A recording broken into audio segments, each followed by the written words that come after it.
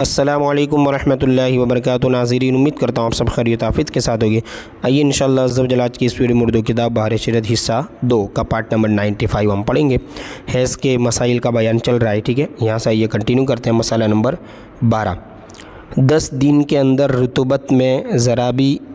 میلا پن ہے تو وہ حیض ہے، اور 10 دن رات کے بعد بھی میلا پن باقی ہے تو عادت والی کے لیے جو دن عادت کے ہیں حیض ہے، اور عادت سے بعد والے استحاضہ، اور اگر کچھ عادت نہیں تو 10 دن رات تک حیض باقی ہے نا، استحاضہ، ٹھیک ہے۔ اس طرح مسئلہ نمبر 13، گدی جب تر تھی تو اس میں زردی یا میلا پن تھا، بعد سوکھ جانے کے سفید ہو گئی تو مدت حیض میں حیض ہی ہے، اور اگر جب دیکھا تو سفیدی تھی سوکھ کر زرد ہو گئی تو یہ حیض نہیں، ٹھیک ہے۔ اسی طرح مسئلہ نمبر 14، جس عورت کو پہلی مرتبہ خون آیا اور اس کا سلسلہ مہینوں یا برسوں برابر جاری رہا کہ بیچ میں 15 دن کے لیے بھی نہ رکا، تو جس دن سے خون آنا شروع ہوا اس روز سے یعنی اس دن سے 10 دن تک حیض اور 20 دن استحاضہ کے سمجھے، اور جب تک خون جاری رہے یہی قاعدہ برتے، یعنی اسی طرح ہوگا، ٹھیک ہے۔ 10 دن حیض کے، باقی 20 دن استحاضہ۔ مسئلہ نمبر 15، اور اگر اس سے پیشتر حیض آ چکا ہے تو اس سے پہلے جتنے دن حیض کے تھے ہر 30 دن میں اتنے دن حیض کے سمجھے، باقی جو ہے نا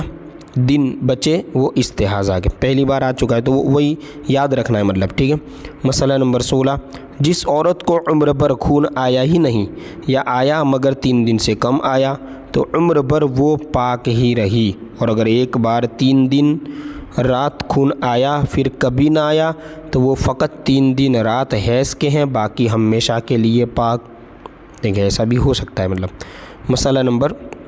17، جس عورت کو 10 دن خون آیا اس کے بعد سال بھر تک پاک رہی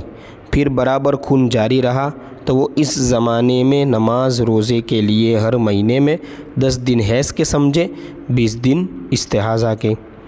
اس طرح مسئلہ نمبر 18، ٹھیک ہے۔ کسی عورت کو ایک بار حیض آیا اس کے بعد کم سے کم 15 دن تک پاک رہی پھر خون برابر جاری رہا، اور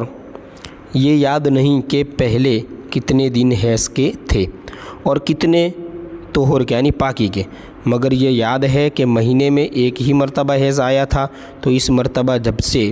خون شروع ہوا 3 دن تک نماز چھوڑ دے، پھر 7 دن تک ہر نماز کے وقت میں غسل کرے اور نماز پڑھے، اور ان 10 دن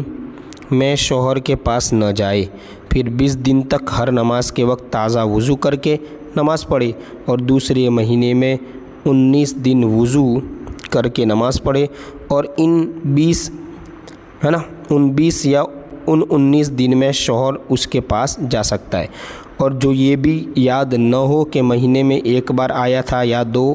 بار تو شروع کے 3 دن میں نماز نہ پڑھے، پھر 7 دن تک ہر وقت میں غسل کر کے نماز پڑھے، ٹھیک ہے۔ پھر 8 دن تک ہر وقت میں وضو کر کے نماز پڑھے، اور صرف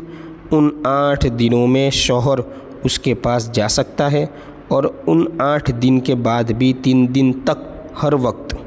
میں وضو کر کے نماز پڑھے، پھر 7 دن تک غسل کر کے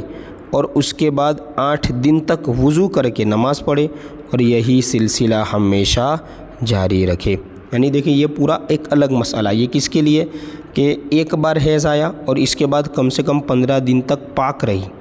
ہے نا، پھر خون برابر جاری رہا۔ 15 دن پاک ہونے کے بعد اب خون چالو ہی ہے، مطلب شروع ہی ہے، ایسا نہیں کہ 10 دن یا 15، بس جاری ہی ہے، ہر دن آ رہا ہے یا 2 دن میں آ ہی رہا ہے، مطلب چالو جو مدت ہے وہ ختم ہی نہیں ہو رہی، ٹھیک ہے۔ تب اس کے لیے اب اسے یاد بھی نہیں کہ کتنے دن آ رہا ہے کتنے دن، کیونکہ شروع ہی ہے تو وہ شروع کے 3 دن حیض کے مان لینا ہے، ٹھیک ہے۔ تو 3 دن تو وہ شوہر نہیں جائے گا جب تک حیض کے دن چلے گئے، تو 3 دن جو ہے